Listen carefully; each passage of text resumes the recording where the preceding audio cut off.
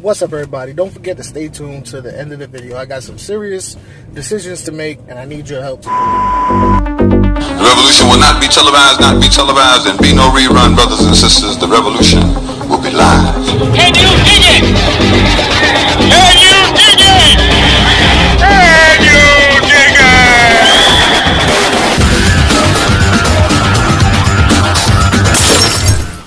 Yo, what is up, all you stone cold, super fly, fish keeping funky dogs? You out the eyes from Aquatics with me, up funk. Some people like to call me Stuff Funkadelic, like Riley out there in fish keeping Jamaica. But my favorite one, let me tell you, my favorite one that people call me is Fishy Biz Aquatics. My man calls me Funk Daddy.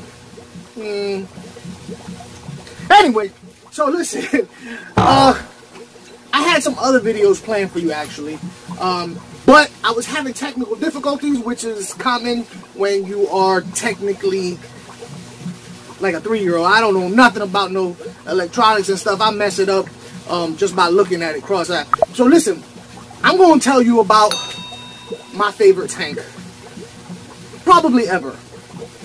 To be 100% honest with you, everybody, if you've been following my channel, you probably know I'm a big angel freak. And particularly the wild angels. And when you're talking about angelfish, you talk about wild angels, you got to think about one type of fish. That's the altums, which you know I have 2 different types of.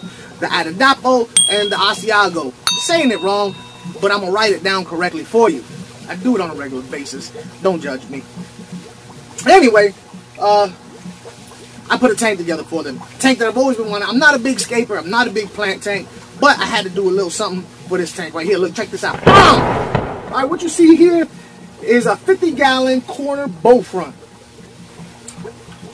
And the whole entire tank is set up with one fish in mind, and that is my altums, wild-caught altums. If you notice that it's not too bright, that's because angelfish actually like it a little bit shady. Not to mention they normally come from darker, murkier water, so all that brightness is really not necessary for them. But you can see that background is brown. Now, originally when I got this tank, it was for a reptile. And oddly enough, the guy who had it with a reptile in it never had a heat lamp. He didn't even know about a heat lamp. Hey, that's good for me because I didn't have to worry about a seal being damaged. I filled it up.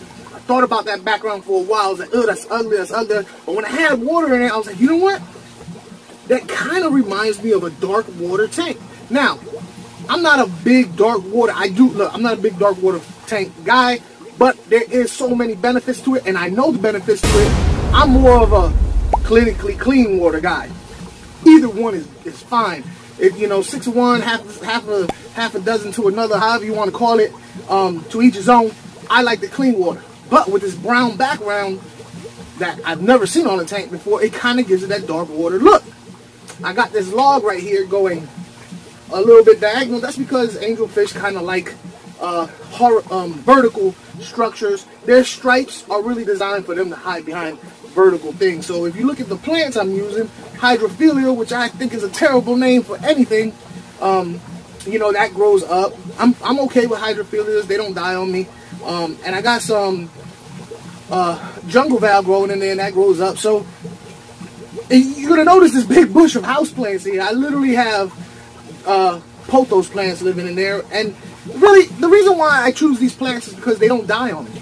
You know what I mean? I don't want to spend my whole time worrying and fighting plants. Not to mention this tank is eventually going to have an auto drip system, so plants that need a lot of nutrients and care and all that, it's an auto drip system kind of defeats the purpose because it just washes all that out of the water column. Because I don't have a lot of substrate. I have a light layer of sand there. And the reason why I have any kind of substrate on the bottom is because I had to have some fish that go alongside angels. If you think about angels, you think about discus. But another fish you should think about when you have angels is Geophagus. I did a video on Geophagus not too long ago. Well, it was actually, yeah, it was a long ago. But I'm going to go ahead and put a description on that in there in my top 5 favorite fish. For 55s, but Geophagus, I got 2 different types. I got the Geophagus Heckelii, which is a pretty common geo that you see at the pet stores, but they're also called threadfin aquariums. If you Google them and take a picture, I'm gonna put a picture right here of what they look like. They're beautiful. They're absolutely gorgeous, and I'm happy to say that under LED lights, my Geophagus Heckelii has a purple sheen to it. And I also have the incredible, the gorgeous Geophagus Alufrons, which is a beautiful specimen as far as geos go, and it's probably the only fish that will not stay in this tank for the entirety of its life. The reason why is it gets kind of big as far as the geos go. We'll see what happens, but I think this Geo Alufrons at full grown might be a little too much for this tank with this personality and everything. At the moment, I do not have, but I'm going to be putting in a spotted Pimanyolis. I'm gonna put a link to a video I did on that, and you'll know why I put this fish in there. I think it's a great bottom feeder for angels. It's a fish from the Amazon, and he's pretty active. It's really cool. He's got very long whiskers and stuff like that. And he's not gonna be a bother to the angels. They're really chill type of fish. What else I got in this thing? I got I have a crawdad, a crayfish, whatever you want to call it.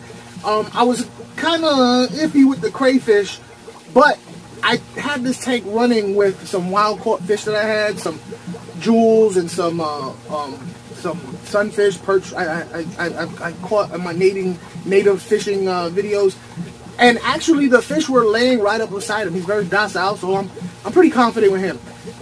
I have 3 more inhabitants. The inhabitants I have are 3 types of plecos. I have 2 female bushy nose albino plecos and 1 rubber nose pleco or a clown pleco. I'm gonna be 100% with you. I haven't seen that thing in forever, and I don't remember which one it is. I want to say it's the rubber nose. Yeah, that's what I want to say it is. I don't know. One day I'll see it. When I ever take down the tank, it'll pop up somewhere. Now.